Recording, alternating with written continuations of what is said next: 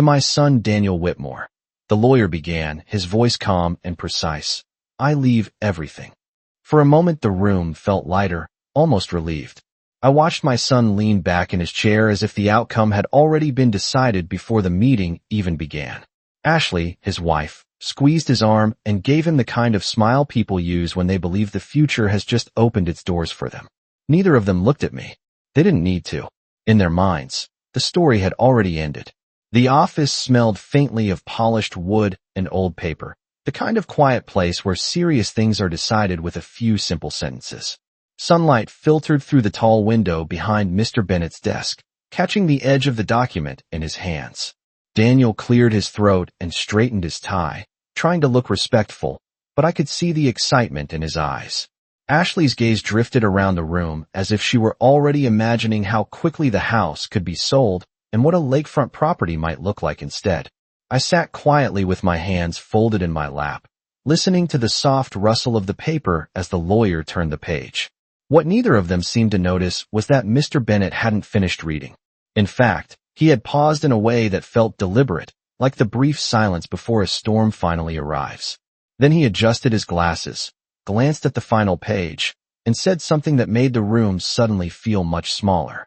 3 months earlier the house had still felt normal, at least on the surface.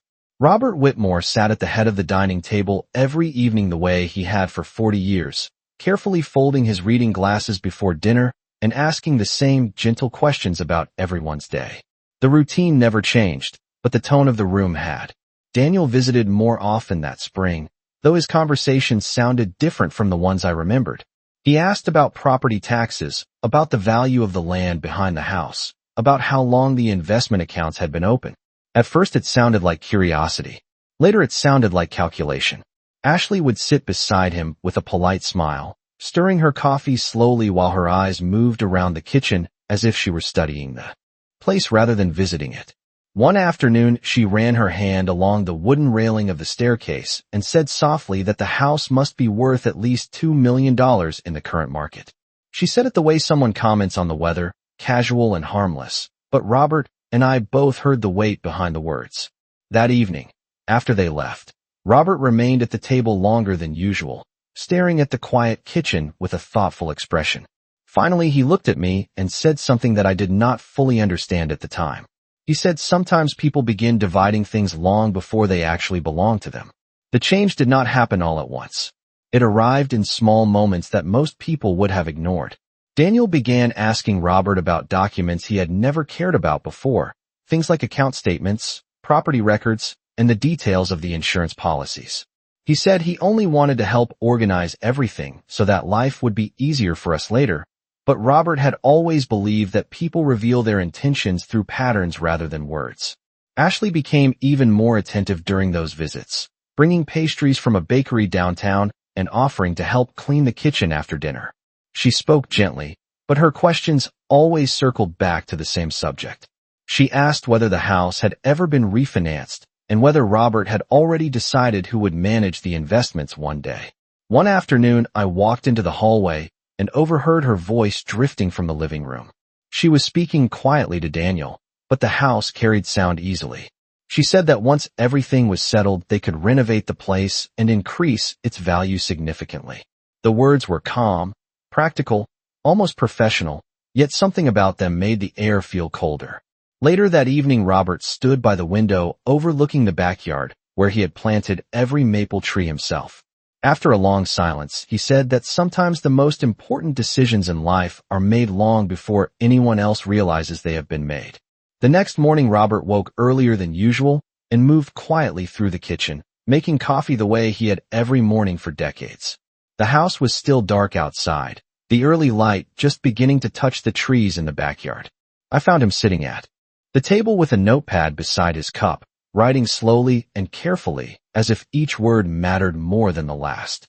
When he noticed me standing in the doorway, he smiled, but it was a thoughtful kind of smile, the kind a person has when their mind is somewhere deeper than the moment in front of them.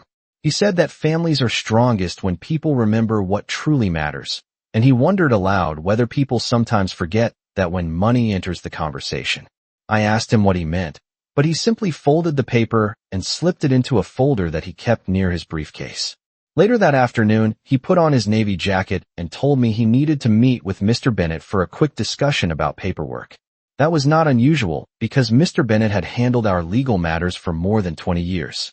Still, something about the calm certainty in Robert's voice made me pause. Before he left, he placed his hand gently on the back of my chair and said that sometimes the best way to protect a family is to see them clearly, even when the truth is uncomfortable. Robert returned from the meeting with Mr. Bennet just before sunset, carrying the same leather briefcase he had used for years, yet something about his expression told me that the afternoon had not been ordinary. He set the briefcase on the kitchen counter and stood for a moment looking around the room, as if he were quietly taking inventory of a life that had been built piece by piece over decades. The kitchen still smelled faintly of the coffee from that morning, and the evening light stretched across the wooden floorboards that he had installed himself when Daniel was still in high school. I asked whether everything at the office had gone smoothly, and Robert nodded in that calm, reassuring way he had always used when he did not want me to worry. He said that Mr. Bennet had helped him review some documents and clarify a few details that might matter later. His voice was steady, but thoughtful, like a man finishing an important chapter he had already read many times in his mind.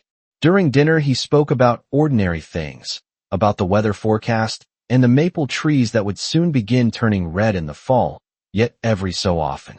He paused as if measuring the future carefully.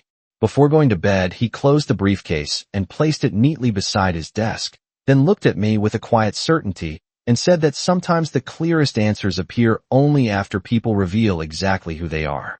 Robert passed away quietly on a cool morning in early October, the kind of morning when the air smells like fallen leaves and the sky looks impossibly clear.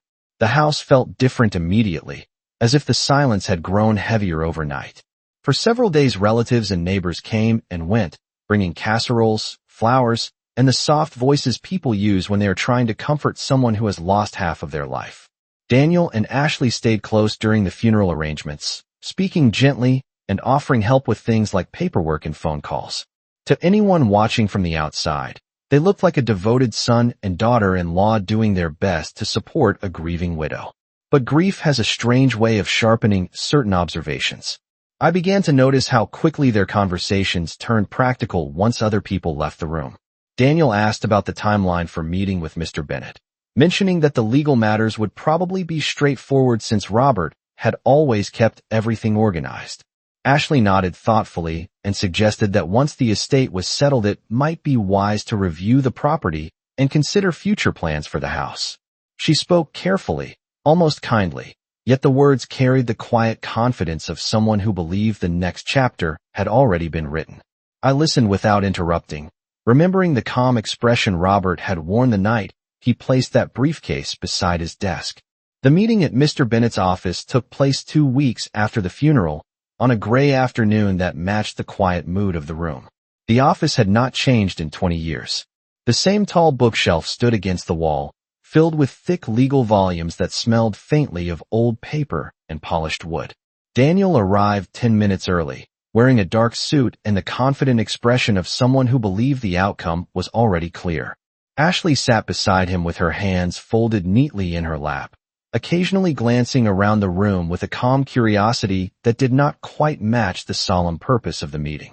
I chose a chair near the window where the pale autumn light filtered through the glass, illuminating the long table between us.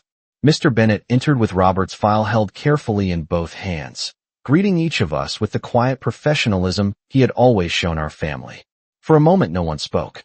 The sound of the folder opening seemed louder than it should have been in such a small room. Daniel leaned forward slightly as the first pages were turned, his posture relaxed, almost satisfied.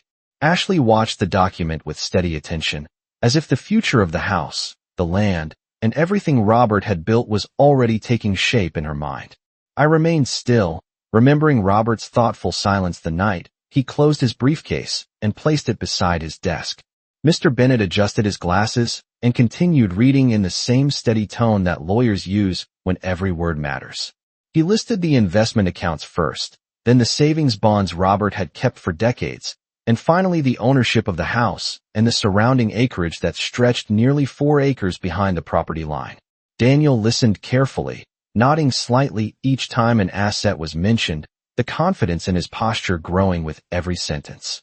Ashley sat very still, but the faint smile on her lips told its own story. When Mr. Bennet reached the end of the page, Daniel leaned back in his chair as if the meeting had already concluded. For a brief moment the room fell silent except for the soft rustle of paper as the lawyer turned the final page of the document. Then Mr. Bennet paused. It was a small pause, barely more than a breath, yet it changed the atmosphere of the entire room. He looked down at the document again, then back toward Daniel and Ashley with the same composed expression he had worn since the meeting began. In a calm voice, he explained that Robert Whitmore had added an additional clause shortly before his passing. The sentence was simple, but it carried the weight of careful thought. Every asset Robert owned would remain under my full control for the rest of my life. Daniel's confident posture changed the moment those words settled into the room. He leaned forward again, this time more slowly, as if he had misheard something important. Ashley's faint smile disappeared, replaced by the careful expression people use when they are trying to understand whether a conversation has taken an unexpected turn. Mr. Bennet remained calm and continued reading from the final page, explaining that Robert had been very clear about his intentions. Every account, every investment, and the house itself would remain entirely under my authority for the rest of my life. No property could be sold, transferred, or altered without my approval. Daniel opened his mouth slightly as if preparing to respond, but the lawyer gently raised a hand and finished the final sentence Robert had written. If Margaret Whitmore were ever pressured to leave the home or treated as an inconvenience in the management of the estate, the inheritance designated for Daniel Whitmore would be permanently redirected to a charitable foundation that Robert had supported for many years. The room fell silent again, but this silence felt very different from the one that had existed before the clause was read. I folded my hands quietly on the table and looked toward the window where the pale autumn light rested on the glass.